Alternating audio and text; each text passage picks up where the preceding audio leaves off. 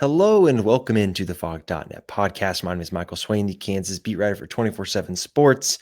Here we are after a Kansas football win, the first win for KU in just about a month, by a couple days, 4 weeks-ish since KU beat UCF. Obviously, we're here with Kevin Flaherty of KC Sports Network. Make sure you're checking out all of Kevin's great work with the Pay podcast, the Verbal Commitment podcast, all that great stuff. Kevin, let's jump right into this. This felt like the most had to have it game, maybe under Lance Leipold. Like if KU loses this game, it is skies falling, panic stations for everybody. And after about what was it, 5 minutes? I'm sure Oklahoma State people were like, "Stop the count, stop it, end the game now." But of course, KU comes back and ends up winning in a convincing-ish fashion. But Kevin, I mean, big picture though, this was a big had to have it game for KU. One that they go in favored by 24 and they're able to get close to covering, not quite. But one that in the end, right, KU does the job that it needed to do. Yeah, how does this always happen with Oklahoma State, right? In 22, they played that Oklahoma State team with the backup quarterback, and you're sitting there thinking this is KU's last chance to get bowl eligible. They probably aren't going to beat the rest of the teams on the schedule, and they wind up, getting a double-digit win that got them into the Liberty Bowl. And here you are, you get Oklahoma State, and you're looking at the end of the schedule, and you're saying if you're going to get to bowl eligibility, this is an absolute must. And like you said, it sounds harsh to say about a game where you win by 17, where really you were up by 24, and then you were rotating some backups through and whatever else. But it was kind of an as expected, right? I think you expected this is a get right game for a lot of players or a lot of parts for Kansas, and for the most part, I think they did what they were supposed to do, but also when I say an as expected, there was enough there on the bad side. And you mentioned the start, especially where there are going to be some fans looking at it, sort of shaking their heads and saying, oh man, like that didn't go like I had hoped. Yeah, I feel like the story of this game is the defense. Yeah. Right. Because offensively, it kind of looked like you'd expect. Right. And let's be real here, Kevin. You can look at some of the SP plus numbers. I was looking at this during the week. Teams that are ranked higher in SP plus than Oklahoma State: Harvard, Mercer. Those are two that come to mind off the top of my head. I think Villanova. Yep. So KU played an FCS team, right? In terms of the actual, like, what they've done this year. Sure. And I have been using that as kind of the way I've framed it in my own head. Maybe that's unfair because obviously Oklahoma State, the players that have stuck around, right, are good enough to be on a Power 4 roster. And so the overall baseline talent is probably better than a Harvard, Mercer, whatever. But the way they've played this season shows you, right, that they've struggled. And going into this game, their average margin of defeat since Gunny got fired was 28.5 points. And granted, they've played some decent Big 12 teams, right? I think, Cincinnati, Baylor, they've played Texas Tech, obviously. So, like, they've played some decent Big 12 teams. They're not playing Colorado, right, or West Virginia. So that's the way this game was kind of framed for me going into it, of thinking like, okay, this is a game that I put on the message board. I was like, I think mid-20s to like a 0 or 7 at the end of the first half is about what I expect it to be. Yeah. And the way that the game starts for KU defensively just automatically made me think, well, that's probably not going to happen. And you just look at the way that the first half went for KU overall. Defensively, they struggled, right? 181 yards for Oklahoma State. Obviously, 13 or 15. Yeah. Yeah, 13 to 15 passing. I mean, Kevin, we can talk about the secondary in a minute, but like, just holistically for KU, it was poor. And it's not what you expected to see from a defense that you're like, okay, they've just got their butt kicked for 2 straight weeks. They need a bounce back. They need a big game. They're going to come out with their hair on fire. And that's just not what happened, right? Oklahoma State, without much resistance, goes down the field. Kevin, on the first drive of the game, Oklahoma State did not face a third down. Yep. It's bad.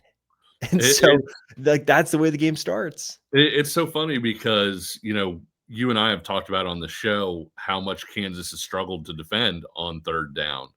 And we've talked about, hey, you want to know the best way to defend on third down? Be really good on first and second down, where you put them in bad situations. And KU didn't do that. And I felt like for the whole half, Swain, KU really struggled to generate negative plays defensively and put Oklahoma State behind the chains. And I think that was one of those things where you wind up ending the first half. Kansas has 2 drives. It gets 10 points from those 2 drives. We'll talk about the offense, like you said, here in a minute.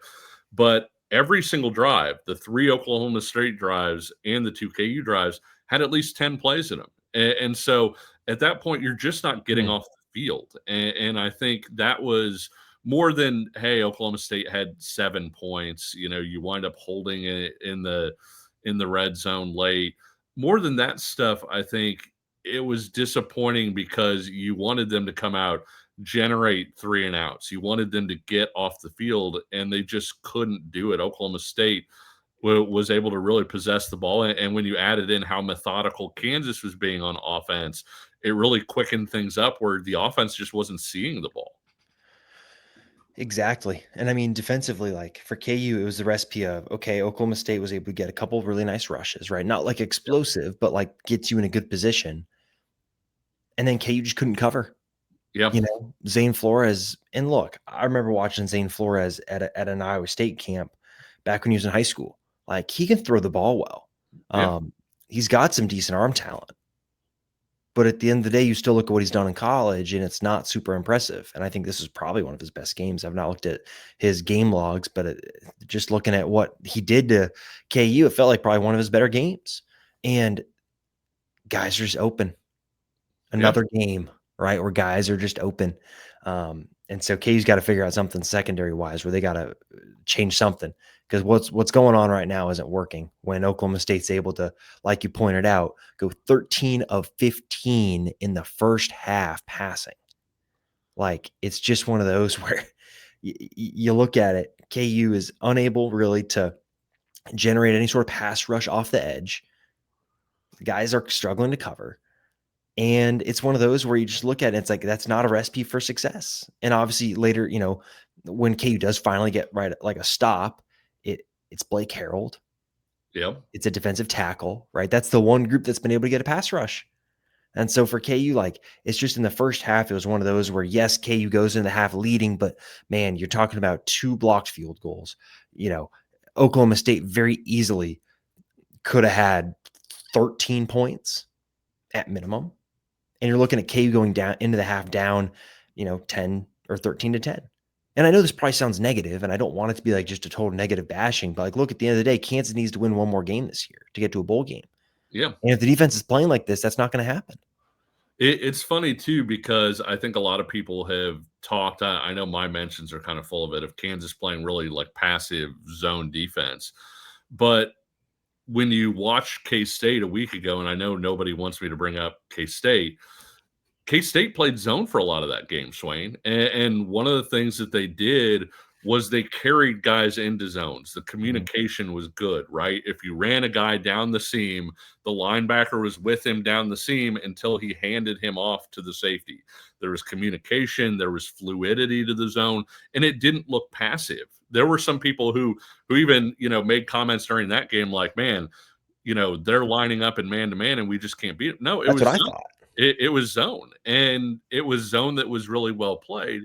And you contrast that, and like you said, we're not trying to beat guys up, but you contrast that with the way that Kansas has played zone, and whether it's a lack of communication, whether it's a lack of understanding of assignment, whatever it is, you think of the throw that Zane Flores got through. I actually think it was in the second half. The throw that he put right down the seam that Trey Lathan just missed getting to, like he put that in a tiny window. There was a mile gap between Trey Lathan at the second level and the safety at the next level. And that's where that football was thrown. And so the communication hasn't been there. The way that they play the zone, there hasn't been sort of this ability to hand guys off without really giving away a lot of space. And you talked about the start. Oklahoma State's first touchdown comes because Kansas is in zone. Oklahoma State just has one guy crossing this way, the other guy crossing the other way, and guys are yelling out and pointing and saying on both receivers, saying, hey, this guy's coming your way. He's coming your way. Well, the guy who was going to the right side, there's a bunch of guys over there. On the left, Austin Alexander had followed that guy in too much, and the other guy crossing winds up just wide open, nobody around him. And unfortunately, when you're looking at the way Kansas has played zone this year, that's been a huge problem. And we'll talk about, Kansas got beat in man in this game too. But generally speaking, when they've tried to play zone, it's been too passive. It hasn't been well communicated. And I think you saw Zane Flores, like you said, he's a legitimate Big 12 quarterback. If he has time and he has an opening, he can hit a guy. And that was pretty much what he did. Yeah, 100%. And look, that the touchdown, I think it was to Shamar. That Yeah. was something I was sitting next to Jack, obviously, who works for us at Fog.net. I was like, hey, like, dude, this is either going to be like a tackle for loss, like K's going to get in the backfield, or there's going to be a bust in the secondary. Yeah. Just because with the down distance and everything, like it was a play where you knew Oklahoma State was going to look to the end zone. And that's just how predictable it is right now. That's just something's going to go wrong. And that guys aren't going to be able to either be in the right spots or execute whatever's being called. Kevin, I have a stat for you. All right. KU has not been flagged for pass interference this year. Is that a good thing or a bad thing? Well, I mean, they got flagged in this one. That not accepted.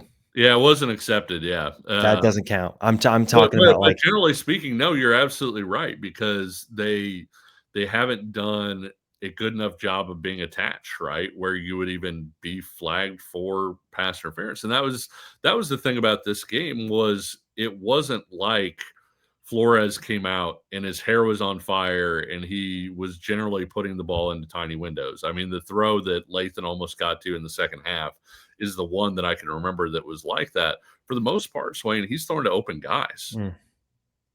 Yeah. Guys who don't have defenders around him. No, exactly. And so it's just something KU's got to figure out. And what's that going to take? I don't know. Because I look at, Jalen Todd's playing slot corner right now. Does he need to be playing there? Like Mason Ellis is back healthy. Obviously, Saeed Gibbs won't be available for the first half against Arizona, but he was back available in this game. Like, do you need your best corner playing slot when guys on the outside are getting open all the time? I don't know. So this is a game, though, that you look at the first half of this. And again, it's 7 points. If you want to be a total box score watcher and yell at me and be like, no, Kansas went in and they were winning at halftime, and that's what matters. What matters is the result. Sure. Yeah. Yeah. But also, you're watching the game. Everyone's watching the game. You see what's happening, right? Oklahoma State, a team that's really struggled, was able to move the ball against KU 3 times in the first half. And granted, right, second half, things got better. KU got a little bit more consistent, I think, along the defensive front, right? You saw some of the defensive tackles continue to make plays, right? Marcus Calvin shows up with the big sack. There's another, what was it? I think, no, the Blake Harold one happened earlier. But yeah, it's one of those where in the second half, yes, it was better. But in true KU fashion with the defense, it's better, but it's not consistent. You're left wanting more of, hey, can you guys like really kind of turn the screw and really slow them down in the second half? And obviously KU comes out in like the most KU fashion, right? Coming out of halftime, getting a stop. How many times has that happened this year? We're coming out of halftime, right? The defense is able to make, whether it's an adjustment, guys execute, they're in the right spots, they get lucky. I don't know. But it's happened several times this year. We're coming out of halftime, they get the stop, and you're like, okay, well, here comes the momentum.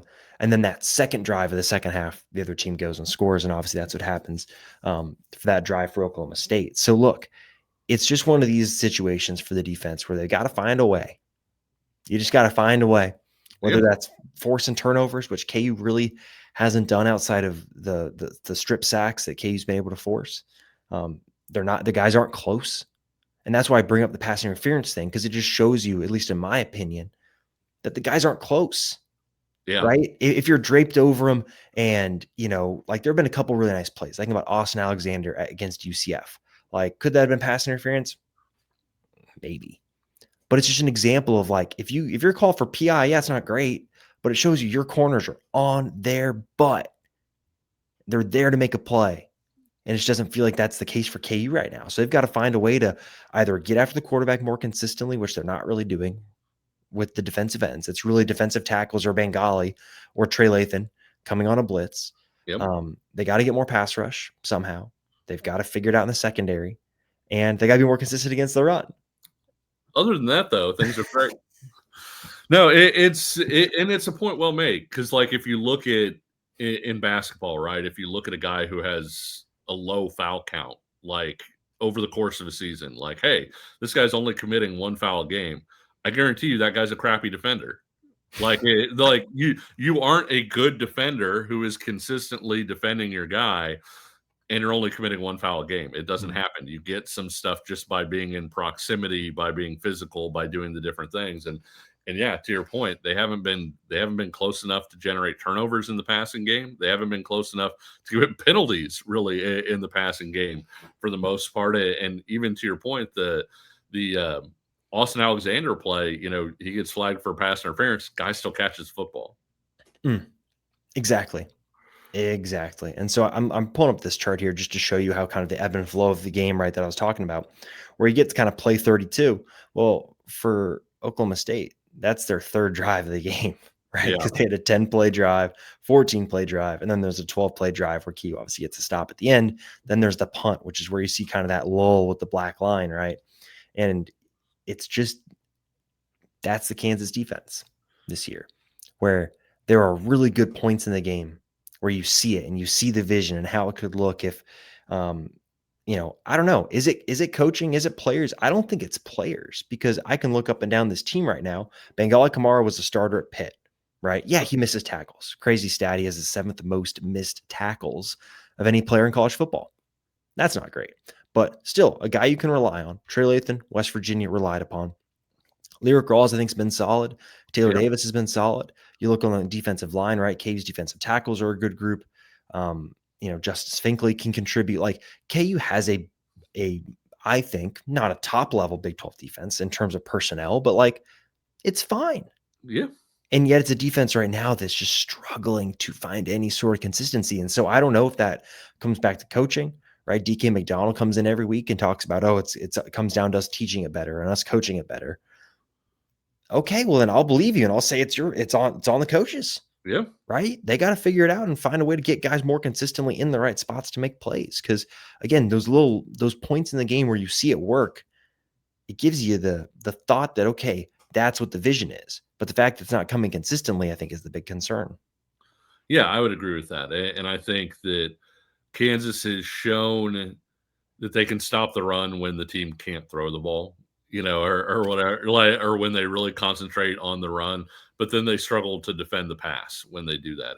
And they haven't been able to do both consistently at the same time. And so, when they deploy their guys on the back end and have light boxes, that's part of when they've been getting crushed with the run. And so they need to find some level of consistency. And like you said, I don't know if I don't think it's an overall personnel issue. What I'm saying is, I don't know if it's a personnel thing where, hey, you can have better results by moving a Jalen Todd out or, out to the outside, or making a switch here or there that could maybe help you out a little bit.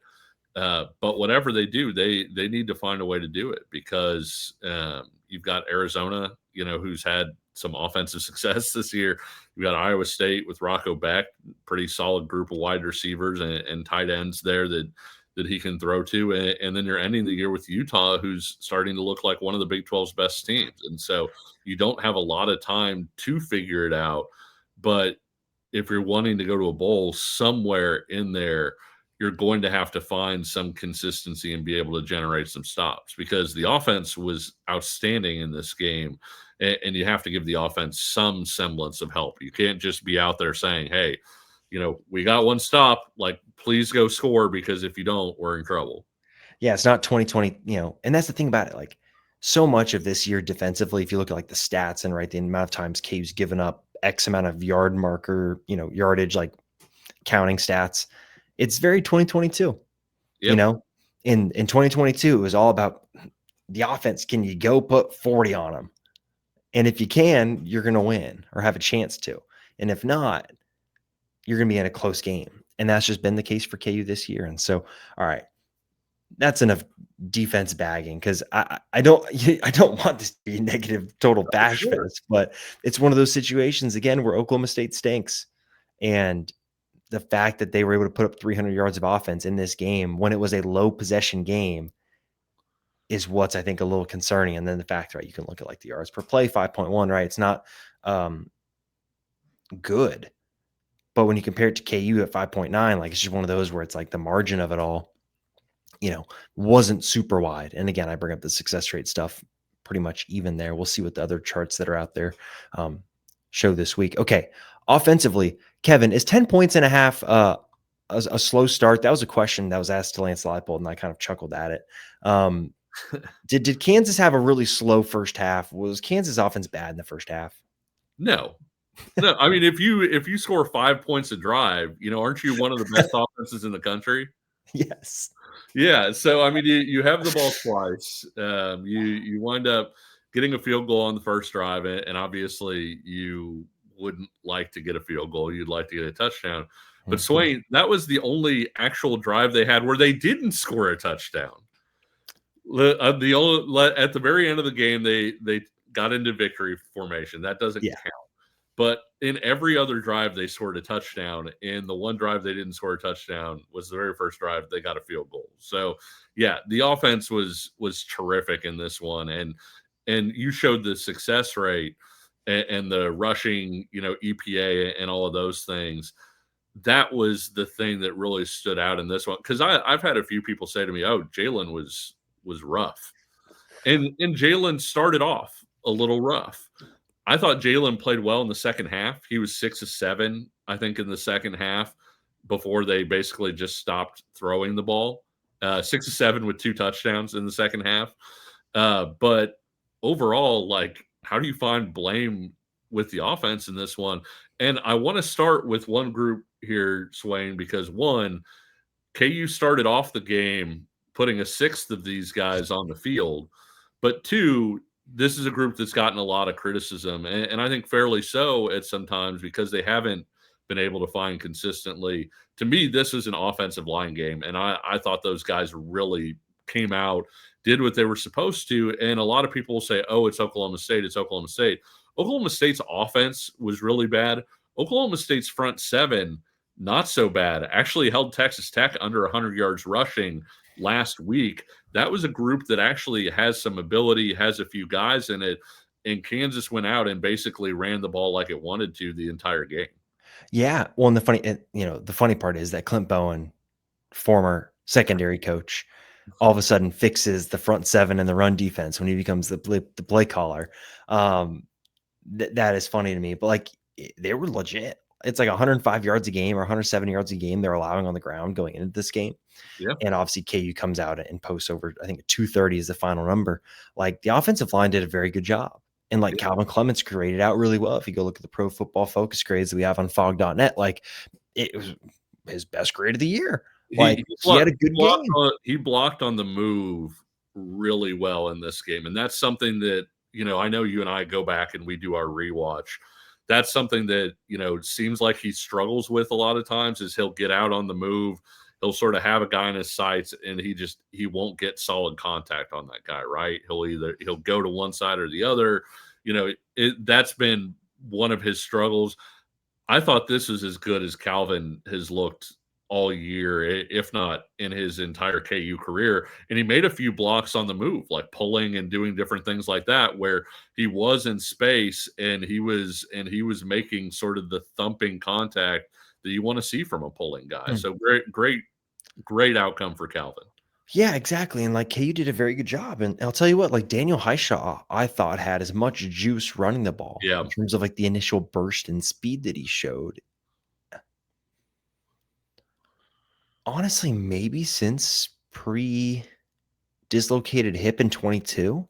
Yeah, it's like been a while. It's been a long time since like watching him take a couple of like there was the one drive, maybe the second touchdown drive. It was basically all Daniel. Like he took the toss on one of the, I think it was like a third down. He took a toss onto the short side of the field.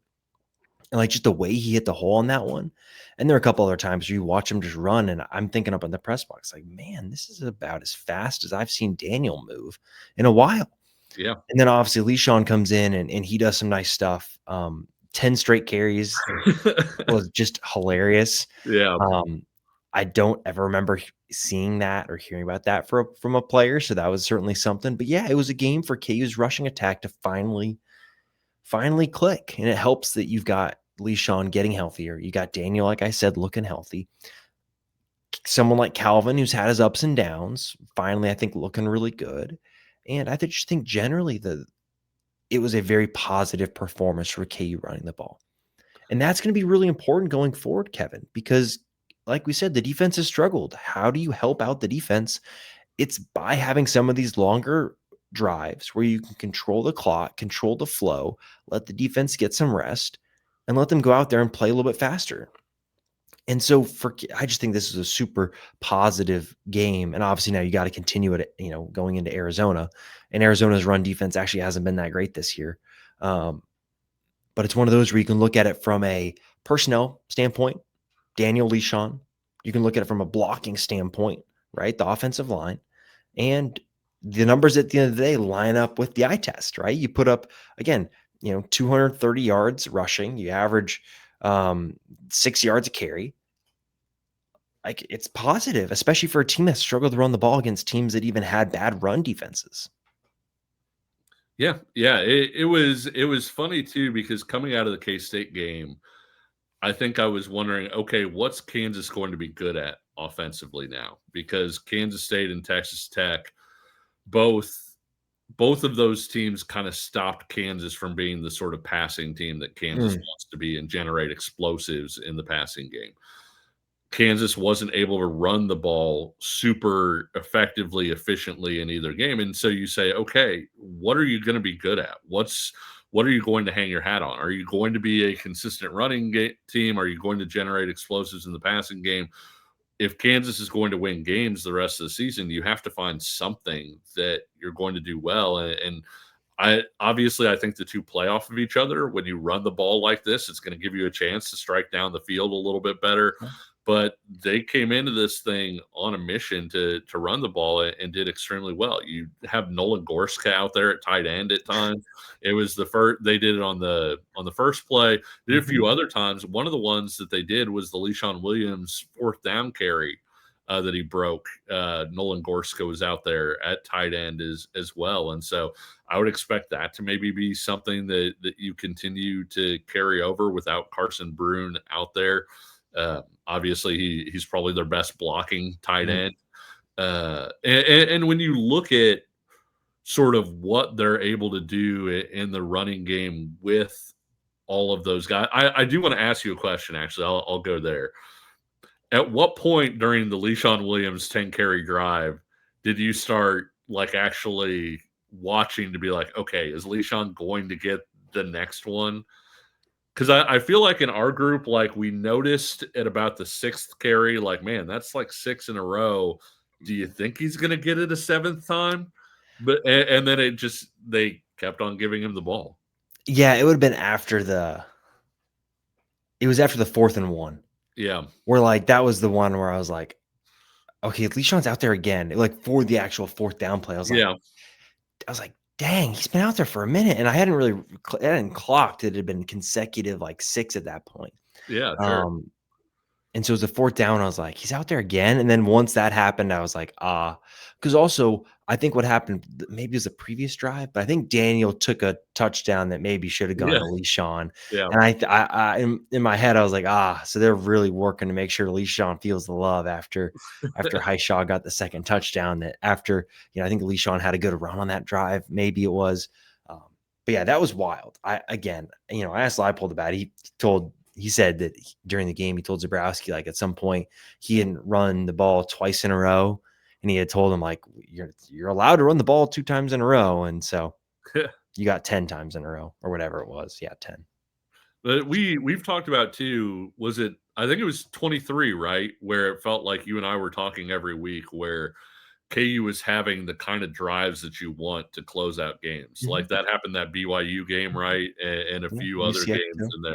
Yeah. And so this was really great to see from that standpoint of, okay, you're just going to lean on the other team and keep running the ball. 10 plays, only 39 yards, but 10 plays, 39 yards, 6:31 off the clock.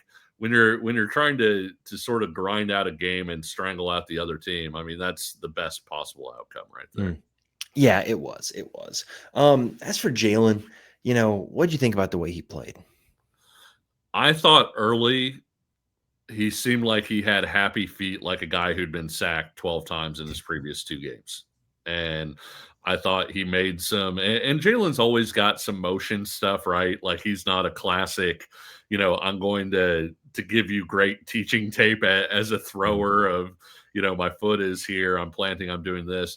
But I thought Jalen was the movement was a little bit extra early on. And I thought they obviously wanted to get some shots down the field. You look at the ball that Canty caught, that was Mm, pure 50-50, right? Like that was a straight up, I trust my guy to go make that play. He had another one where he kind of put the ball between 2 guys and it kind of got through. Didn't wind up being a catch. Was a tough play though, but I think they wanted to push the ball down the field. I thought in the second half Jalen settled down at the lower body and was much more confident. You look at the one pass he missed in the half.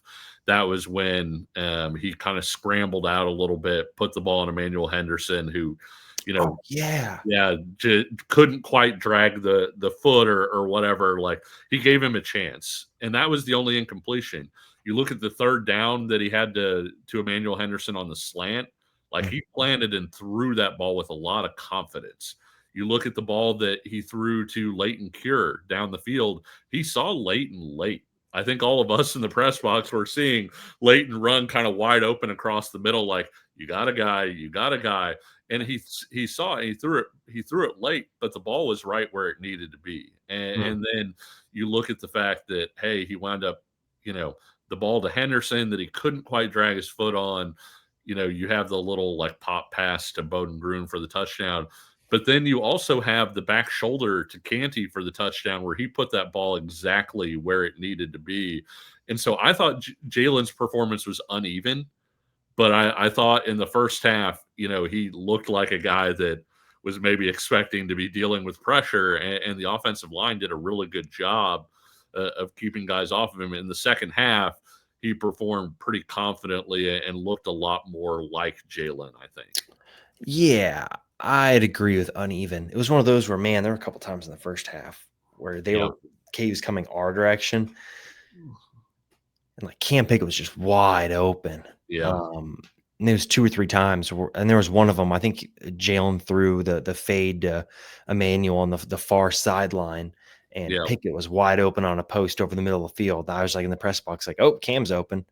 Yeah. Oh, the ball's going not to Cam." And Um, that was one too that throwing that ball wasn't the right decision, but also if he put that thing closer to Emmanuel Henderson, you get a PI there, and he just overthrew him like by too much to draw a pass interference mm. because the guy was holding Henderson. Yeah, he was. That was it, yeah. If it was a in the area or catchable Yeah, ball, whatever you yeah. If want it to was call it. Yeah, close, that's a penalty, and instead he makes the wrong decision and then misses by too much, so you wind up just getting an incomplete pass.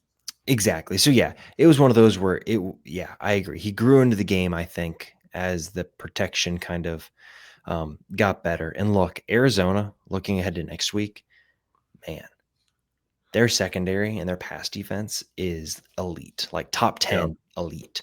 And yeah, so going forward, like you need Jalen to play really well. You need guys like Emmanuel Henderson, like Bryson Canty, man. I'm bummed. I'm bummed that Bryson Canty got hurt during camp and that he also had to graduate from Columbia in the spring and wasn't able to be. Not bummed that he graduated. That's yeah. great. But Graduating from Ivy yeah, League, very good, very hey, good. much better than me. So, but the fact he wasn't there in January, just because watching him out there, I'm like, he would have been just the perfect kind of blend of player, right? Yeah, He's got some of the speed, but he's got some of the physicality that Levi has. He's got some of the route running ability that Cam has. Like he would have been a big time weapon, I think, for KU if he had been obviously and mid-year enrollee and also someone that just didn't get hurt during camp. yeah, But still, KU needs those wide receivers to play really well, and KU needs Bowden to continue to do what he's doing. Going down the stretch here, because again, it's going to be a full-fledged. You need everything down the home stretch of the season. And so Jalen, I think has gone from kind of the first 6 games, I think you'd say an A Yeah.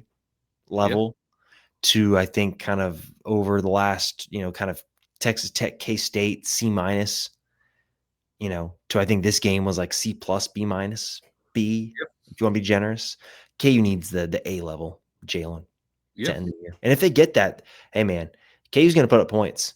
And then it really is just going to come down to how many stops can the defense get. But KU needs Jalen to kind of get back on that trend. And at least if you want to talk about trend lines, right? The arrow's pointing up right now for Jalen after a couple of rough performances. Yeah, I would agree with that. I think that the Tech performance was another uneven one where there were some moments in there where it was like, man, Jalen is terrific. Like we talked about after that game. I think his first inaccurate pass was his 27th one in that game. So obviously he had a great start and then kind of struggled down the stretch, struggled against K-State, struggled to start the Oklahoma State game, and then looked a lot more Jalen-esque, I guess you would Mm. say, at the end of the game. And so this is going to be a major challenge against Arizona. But like you said, I do think he's trending in the right direction. Yeah, exactly. So let's talk some special teams because this Yeah. was a game where, it ends up being a big time special teams game. Not in terms of the final result, but man, Yeah. do you want to talk about the vibe at the stadium? If Oklahoma State goes in 13-10 after making the 2 field goals, like it would have had a different feel to it. And this was a game where KU's field goal blocking unit really showed up. And I don't know what sort of numbers there are, but over the last 4 years, you could probably say since 2022, feels like KU's blocked a fair amount of kicks. Yeah. I don't know what they're doing, but there was obviously the one that led to Kobe, I think, scoring the touchdown in 22. There was another one in 22. There's 2 in this game. Like KU's found a way to block kicks, which is kind of a weird phenomenon, if you will. But man, those are 2 really big plays. And then generally, like Finn Lappin doesn't see the field. Yeah. Um, Emmanuel Henderson, huge you know, return. that was big. That was big at the time.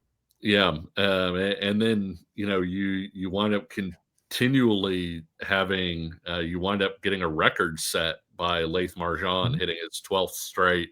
That was one of the more holding your breath ones. He just snuck that thing inside the upright. Usually he's a little more dead center, but no, I mean, good all around special teams game. The coverage had a couple good moments. Also gave up a little more yards than maybe they would have wanted once or twice. But generally speaking, the right kind of special teams bounce back after, you had a really big special teams play against K-State in a good way and a really awful special teams play in another. Yeah, and man, Lath has been so good. Yeah. I was talking to one of my other friends who was asking about Lath, and he was like, "So, like, what is he, sophomore?" I was like, "No, he's a senior. Hmm. He's done after this year." Yeah. It's a bummer, because also, I mean, he's good to interview. Yeah. And He's great at that's it. that's always a good. That'll always help you in my book if you're a good talker. Yeah, he's great to interview. He's a guy that's takes his craft very seriously, right? And is very willing to talk about all of the eccentricities or Mm. whatever of what he has and how he prepares to kick. He's an avid film watcher of his kicks and all of those things. And so it's interesting because you think, kicking a football would be the same, maybe plus or minus weather or whatever. But if you kick well somewhere, you would kick well somewhere else. But that hasn't played out really when you look at a guy like Seth Keller. And I'm not trying to rip on Seth or anything.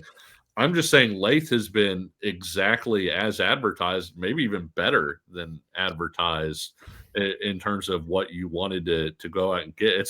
It's hard to say you just got an as expected from a guy who hasn't missed a kick yet. And I'll knock on wood when I say that. Yeah, you might get in trouble for that. Yeah, it's Yeah, one of those where you looked at what he did, obviously, last year at South Alabama, you're like, "Man, one of the best kickers in college." But you'd heard that before, right, with Seth yeah, Keller and what he was at Texas State and what he did, and then he comes to KU and his kicks are a little lower and then some confidence issues, yeah, not the best. And so this has been, I think, just totally different where, like, yeah, being around him a little bit, you're like, "Oh, yeah, I see why this is translated." And it's a lot of what you just said, Kevin, right? He's got the right mentality.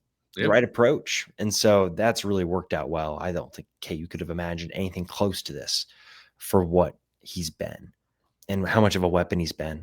And look, KU's going to play in at least the next 2 games. One score, most likely. Yeah. Like, you don't know when he's going to be called upon to make big kicks. And so far this year, he's made the big kicks that he's had to do. So I think he's been great. And look, even Finn too. It's a bummer he's a senior as well because he's had a great year. Yep. You know, I've not looked at the punting stats in the last like 2-3 weeks, but for a good while there, he's top 10 in the country, or top 15, whatever it was. Like KU had 2 of the best like specialists in the country for a good portion of this season. And it's one of those where you also look at the games and say, man, you almost wish that some of them were going differently where you could see those big moments from those players, but it just hasn't necessarily worked out that way. Yeah, yeah, you would love it. Laith Marjan has talked about the fact that he hasn't had a game-winning kick yet. You would love it if he could leave college football by hitting a game-winning kick at some point here in the next few games. Yeah. I'll tell you what, I think he'll have a shot in the NFL. Yeah. I just think with the power he has, like already showing that he can get 55 plus, Yeah. the accuracy, he'll have a shot. He'll have a He shot. he joked around in preseason that he had hit from 57 at practice, and he goes, "I don't know if I could hit from 58 because basically Leipold hasn't let him attempt from 58 plus. So I don't know if the 57 like hit the crossbar and bounced over, but he was saying that he has hit from 57 at practice. So Good player. All right, Kevin. Now let's look at the final 3 games. sure, Going to be tough, right? Going on the road to play Arizona. Arizona is really good at home this year, at least. yeah, They took BYU to overtime. They beat Oklahoma State at home. This is going to be tough, and this feels like, maybe I'm wrong here because Iowa State has so many injuries, but like this feels like the most winnable of the final 3. I feel like you're on a scale of like Arizona, and then like it goes down for Iowa State, and then it goes down for Utah significantly. yeah. So this feels like a really huge opportunity for Kansas to get that 6th win and get back to a bowl game. Yeah, I would maybe push back a little bit. I think I would go Iowa State, Arizona, but it's close with those 2, and then Because the Utah bye has. week. Yeah, I think that's a Mm, little bit of it, and then just the injuries in the secondary. I mean, don't get me wrong, like, if I had injuries in my secondary, the coach I would want coaching my defense is Haycock. So, like it's not like they've fallen off a cliff or anything like that. But no, Arizona beat K-State earlier this year too, and so this is gonna be a tough ask, and I think that when you look at the way that they match up with Kansas specifically, I think that may be part of it too. For whatever reason, and it's hard to say KU has had Iowa State's number when 2 of those wins were, really, really close games or whatever. Last year's wasn't quite as close, but at the same time, I do probably have more faith in KU going to Ames and winning that game than I do in this Arizona game. I think Arizona's offense has all the tools that they need to really give KU a lot of trouble with the way the defense is struggling. I think mm, Arizona, if you put guys out into coverage and you have a light box, I think they can kill you with the running game. And I think that if KU lines up and says whatever happens, we're gonna make them one dimensional and take away the run, then Arizona is going to feast, as a passing team. And so I don't see this being a good matchup for KU's defense. And you mentioned the back end of Arizona's defense being very, very good against a Kansas offense that's looking to kind of generate more explosives in the passing game. This could be a tough week to get them. Yeah, it will be. It will be. And I don't know what the atmosphere at Arizona is going to be like, and that's the thing with the Iowa State game too, is it's going to be Yep. senior night, probably a night game just because that's Yep. how it's been. Uh, Yep. that's going to be a hard place to play. I don't know about Arizona, Yeah. I've tried to get a feel for it by talking to some people, and it just sounds like it's not been great in a while. But I will never say that, just because it's not been great in a while doesn't mean the fans can show up all of a sudden and Sure. make it a tough place to go play. But what would you place the importance on getting to a 6th win? Like, how much would that change? Let's just say KU beats. Let's say they lose to Arizona, they beat Iowa State. Yeah. Or whatever. They get to 6 wins. How much does that change your opinion on the season? Huge. I think it's and I get 6-6 versus 5-7 doesn't seem like a big deal. The practice that I mean, and we've talked about that, how you have to have that practice. Look, KU's got a lot of young pieces on defense. A lot of guys that are kind of getting lumped right now, but haven't actually played that much football. When you look at, Leroy Harris, Dak Brinkley, Blake Harold, uh, some of the even younger guys like Adrian Hawley. When you look at that back end, Jalen Todd's not that old. Austin Alexander, Taylor Davis, even a guy like Mason Ellis, hasn't played that much actual defensive football. Those extra practices could be huge for those guys. And it's huge in that, Swain, I think both of us would agree that as of right now, I do not see KU going to the transfer portal for a quarterback. I think they like the guys in their room after Jalen leaves. I think that it's going to be a competition between the guys that they currently have. And I would want extra practice for the Cole Ballard, Zeke Marshall, David McComb competition. And so the bowl game itself, I don't think, hey, it would be huge to go to the, IBM Computers Bowl in Indonesia or whatever. But at the same time, I do think that the practices would be huge. And so I know that some people would say, "Oh no, like I thought they were going to be 8-4, being 6-6 is awful." You have to get to 6-6, in my opinion. That you have to find a way because that's where you start to build on maybe some of the lumps that you took this year to maybe ensure that you don't take as many lumps next year. Yeah. Oh boy, next year. I mean, schedule, stadium, like it's going to Yeah, be rough next year, yeah, just in terms of outside circumstances. sure, I agree though, because also I look at Utah right now, and I just think Baylor last year for that last game, yeah, like it's gonna be really tough. And what the vibe going into the offseason, if Kansas loses at Arizona and loses at Iowa State and then gets blown out by Utah to go 5-7 for back-to-back years, the vibes would be bad. They yes, already are, like, and maybe I'm wrong on this, but I do get the feeling that like the vibes are a little tense. yes. That's kind of how I'd say it's a little I tense, agree. and so I think there's a lot riding on the next game, Yeah, and then going to Ames. And if KU is all of a sudden able to pull off 2 wins, go 7-5, like who cares about Utah? Like they could win and it'd be 7-5, and I think people would be pretty happy with that considering how the way this season has gone. Um, and so yeah, I agree, Kevin. I think it's just huge. And getting back to a bowl game, being able to have the chance to have a winning season. yeah. Granted, you're probably looking to go into Shreveport or going to Dallas in early December.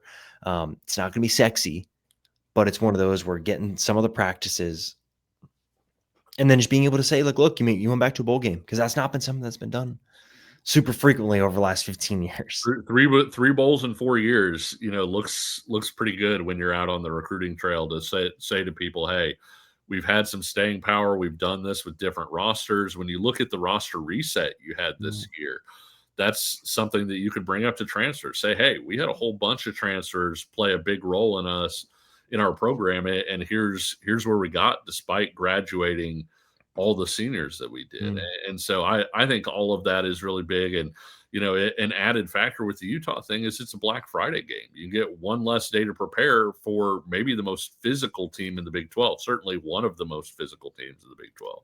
Yeah, but at least they get one more day to prepare for the 2026 season. That's true. That's true. Is that how rest works? Yeah, yeah, exactly, exactly. Yeah, they're going to be extra fresh next August. Yeah, if only that's how it worked. All Yeah, right. I think that's enough. Any final thoughts on this game? I just think generally, right, KU had to win this game. yeah, The way that the defense played is still gives me cause for concern. The offense, seeing the run game do really well, I think is super encouraging. Jalen trending up after 2 down games, you could say.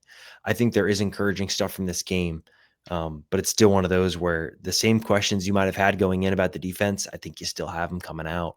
Um, And that just makes finding a solution in the next 6 days all the more important. So, any final thoughts on this game for KU?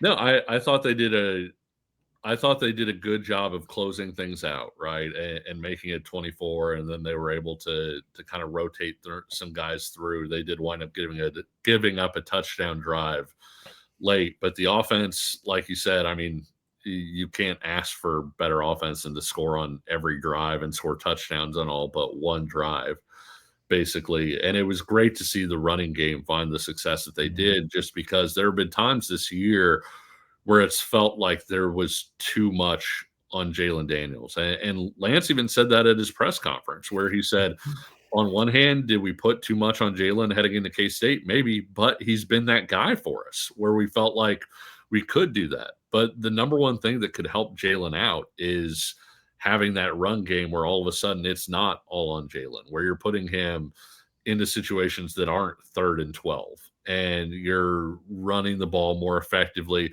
And let's put this out there too. Jalen's a good runner too, and he makes good decisions in the option game and in the read games and things like that. And so it's a way you can still make use of Jalen's talents without asking him to drop back and get hit a whole bunch of times as a passer. And so I love the way the offense performed. And quite frankly, this was a game that I realize everybody wanted to go out and win by 40 because of what Oklahoma State has done. I was of the mind, just find a way to add that tally to the proper column, get a win. Even with Oklahoma State struggling as much as they did, they just needed to build some confidence, and I think they probably did enough to kind of re-up that confidence heading into what should be a tough little 2-game road stretch. Yeah, I think confident. Yeah, good way to put it. Should build some confidence. Should. But all right, Kevin, that's enough for today. Thanks as always for listening to the Fog.net podcast. Make sure you're checking out all of Kevin's great work at KC Sports Network, Verbal Commitment, Paid Podcast, all of his great stuff. Again, check it out. Thanks as always for listening. We'll talk to you all next week after KU plays Arizona. Should be an interesting game. Big week. Basketball is also back. KU plays North Carolina on Friday. It's a lot going on. Make sure you're checking out Fog.net for all sorts of Kansas coverage. We'll have you covered with wall-to-wall coverage now until the end of time. Thanks as always for listening. We'll talk to you all next week.